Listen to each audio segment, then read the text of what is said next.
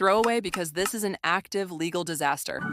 I'm still shaking with a mix of rage and adrenaline, but I need to document this. I've spent the last 3 years at a mid-sized logistics firm. My boss, Gary, is the classic G-Wagon driving ego tripper who thinks he owns his employees because he signs the checks. Yesterday, Gary called me into his office and demanded my garage door code. He claimed he was sending a maintenance guy to swap out my company sedan at my home while I was at my desk. What he didn't know, I hadn't driven the car home that day. It had an annoying slow leak in the rear tire, so it was still parked in the office lot. I had taken my wife's SUV instead. I live in a rural area and my garage is detached. It's where I keep about $10,000 in woodworking equipment, including a brand new cabinet saw I haven't even finished wiring up. I told him absolutely not. I have the keys in my pocket and I'll just drive it to the shop myself tomorrow. Gary went nuclear. He started screaming about insubordination and withholding company assets. He gave me an ultimatum: give him the code or I was fired for theft, and he'd have the cops at my door. I didn't blink. I told him that if access to my private home was a condition of employment, then I was done. He told me to pack your shit and get out of this building right now. I followed his order to the letter. I left the car keys in his inbox on his desk, which was a mess of paperwork, and walked out without saying another word. Here's the thing, I didn't drive the company car to work that morning.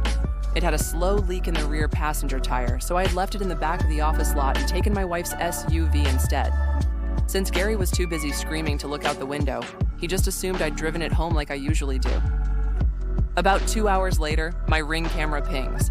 A hook and book tow driver Gary uses for cheap fleet moves is in my driveway. When he didn't see the car, he actually pulled a pry bar from his truck and started working on the side door of my detached garage. I called 911 and reported an active burglary. Because I'm out in the sticks, response times usually suck. But a county deputy happens to live 2 miles down my road. He was in my driveway in under 6 minutes and caught the guy mid-pry. The tow driver folded instantly.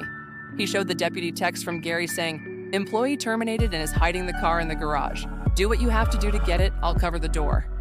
The deputy called Gary to verify the theft.